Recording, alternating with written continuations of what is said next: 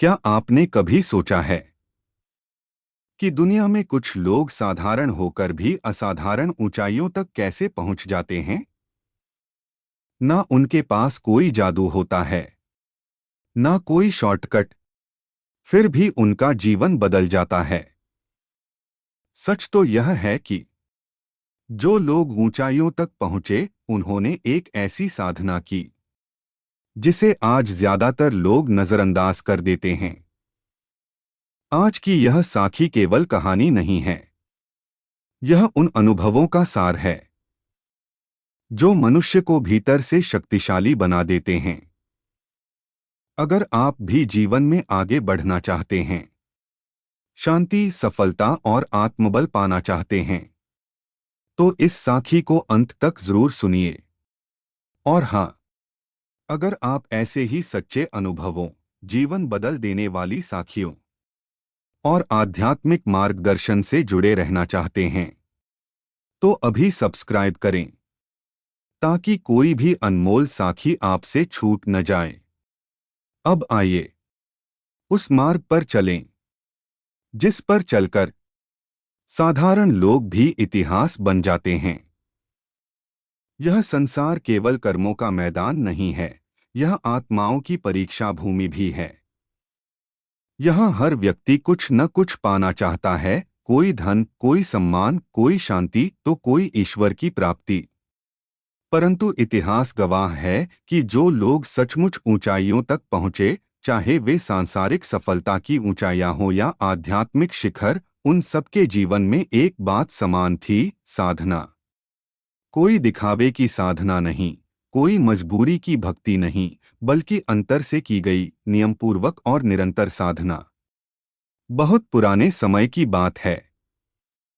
एक छोटा सा गांव था जहां साधारण लोग रहते थे, खेती करने वाले, मजदूर, दुकानदार। उसी गांव में एक युवक रहता था, न बहुत पढ़ा लिखा, न बहुत अमीर, लेकिन उसके भीतर एक अजीब सी बेचैनी थी। वह अक्सर सोचता, क्या यही जीवन है? सुबह उठो, काम करो, खाओ पियो और एक दिन मिट्टी में मिल जाओ, यह प्रश्न उसे चैन से जीने नहीं देता था। गांव के लोग उसे समझाते, ज्यादा मत सोच, जो मिल रहा है उसी में खुश रहो। लेकिन वह युवक जानता था कि संतोष और समझौता अलग अलग चीजें हैं। वह संतोष चाहता था, समझौता नहीं। एक दिन गांव में एक महात्मा आए। साधारण वेश, शांत मुख और आंखों में ऐसी गहराई मानो वर्षों का अनुभव समाया है। शाम को सत्संग हुआ। महात्मा ने कहा, जो लोग ऊंचाइयों तक पहुंचे, उन्होंने किसी और से नहीं, अपने मन से युद्ध किया है। और उस युद्ध को जीतने का नाम ही साधना है। ये शब्द युवक के हृदय में उतर गए। उसे लगा जैसे कोई उसके भीतर की बात कह रहा हो। सत्संग के बाद वह महात्मा के पास गया और बोला, महाराज, मैं भी ऊंचाइयों तक पहुंचना चाहता हूं। मुझे भी सच्ची शांति चाहिए। मुझे बताइए, मैं क्या करूं? महात्मा मुस्कराए, बोले, बेटा, ऊंचाई बाहर नहीं होती, ऊंचाई भीतर होती है। अगर भीतर उठ गए तो बाहर अपने आप उठ जाओगे। इसके लिए एक ही रास्ता है, साधना। युवक ने पूछा, साधना क्या है? महात्मा ने उत्तर दिया, साधना का अर्थ केवल माला फेरना या आंख बंद करना नहीं है। साधना है मन को नियम में लाना, विचारों को शुद्ध करना और आत्मा को उसके मूल से जोड़ना। फिर महात्मा ने उसे साधना का सरल मार्ग बताया: नाम का अभ्यास, ध्यान और जीवन में संयम। युवक ने उसी दिन निश्चय कर लिया, अब चाहे कुछ भी हो जाए, मैं साधना नहीं छोड़ूंगा। शुरुआत आसान नहीं थी। मन भागता था, नींद आती थी, दुनिया मजाक उड़ाती थी। लोग कहते, इससे क्या मिलेगा? इससे पेट भरता है क्या? लेकिन युवक जानता था, जो आज मजाक बनता है वही कल मिसाल बनता है। दिन बीतते गए। साधना धीरे धीरे उसके स्वभाव का हिस्सा बन गई। जहां पहले क्रोध आता था, वहां शांति आने लगी। जहां पहले भय था, वहां विश्वास पैदा होने लगा। और जहां पहले भ्रम था, वहां स्पष्टता आने लगी। कुछ वर्षों बाद वही युवक जीवन में आगे बढ़ने लगा। काम में सफलता मिलने लगी, लोग सम्मान करने लगे। पर सबसे बड़ी बात, वह भीतर से मजबूत हो चुका था। महात्मा ने एक बार कहा था, साधना तुम्हें अमीर बनाए या न बनाए, लेकिन यह तुम्हें इतना शक्तिशाली बना देगी कि गरीबी भी तुम्हें छोटा नहीं कर पाएगी। यही बात सच हुई। महात्मा के जाने के बाद भी उनके शब्द उस युवक के हृदय में गूंजते रहते थे। अब उसके जीवन में एक नया अनुशासन आ चुका था। वह सुबह सबसे पहले उठता, संसार की हलचल शुरू होने से पहले, और शांत कोने में बैठकर अपनी साधना करता। शुरू शुरू में उसे लगता था कि वह कुछ भी हासिल नहीं कर पा रहा है।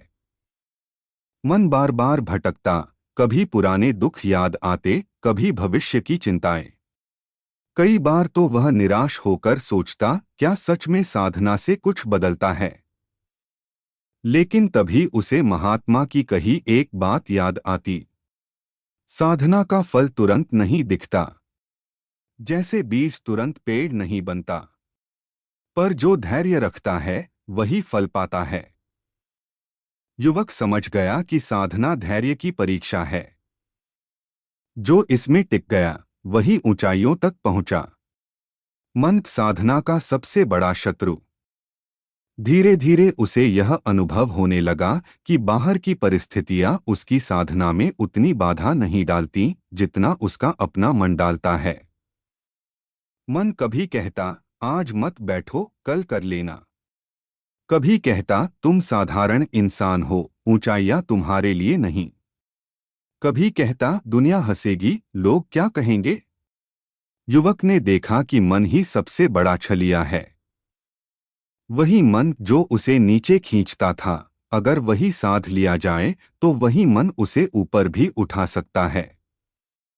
उसने एक नियम बना लिया, चाहे मन माने या न माने, चाहे अच्छा लगे या बुरा, साधना नहीं रुकेगी। यही वह मोड़ था जहां से उसका जीवन बदलने लगा। असफलता में भी साधना। एक समय ऐसा आया जब उसके जीवन में आर्थिक कठिनाइयां बढ़ गईं। काम में नुकसान हुआ, लोग साथ छोड़ने लगे। कई लोगों ने उसे सलाह दी, अब ये साधना वाधना छोड़ो, पहले पैसे कमाने पर ध्यान दो। लेकिन युवक ने एक गहरी बात समझ ली थी, जिसने साधना छोड़ दी उसने अपनी जड़ काट दी। और बिना जड़ के पेड़ खड़ा नहीं रह सकता। उसने साधना और गहरी कर दी। अब वह केवल अपने लिए नहीं, बल्कि हर परिस्थिति को ईश्वर की इच्छा मानकर स्वीकार करने लगा। वह समझ गया कि साधना परिस्थितियां बदलने के लिए नहीं, बल्कि स्वयं को बदलने के लिए होती है। ऊंचाइयों तक पहुंचने वालों की एक समान आदत।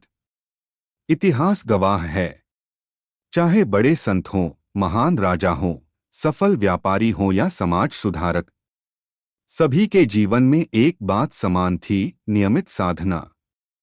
किसी ने ध्यान किया, किसी ने नामस्मरण किया, किसी ने सेवा को साधना बना लिया, लेकिन सभी ने अपने अहंकार को त्यागा और अनुशासन को अपनाया। युवक ने भी यही किया। वह अब सफलता और असफलता दोनों में समान रहता। लाभ में अहंकार नहीं, हानि में निराशा नहीं। यही संतुलन उसे धीरे धीरे दूसरों से अलग करने लगा। जब साधना भीतर शक्ति बन जाती है, कुछ समय बाद लोग स्वयं उसके पास आने लगे। तुम इतने शांत कैसे रहते हो? तुम्हें डर नहीं लगता? इतनी मुश्किलों में भी तुम टूटे क्यों नहीं? वह मुस्कुराकर बस इतना कहता, मैं साधना करता हूं। असल में अब उसकी साधना शब्दों में नहीं, उसके व्यवहार में दिखने लगी थी। यही सच्ची साधना की पहचान होती है। महात्मा ने ठीक ही कहा था। जो लोग ऊंचाइयों तक पहुंचे, उन्होंने साधना को दिखाया नहीं, जिया है।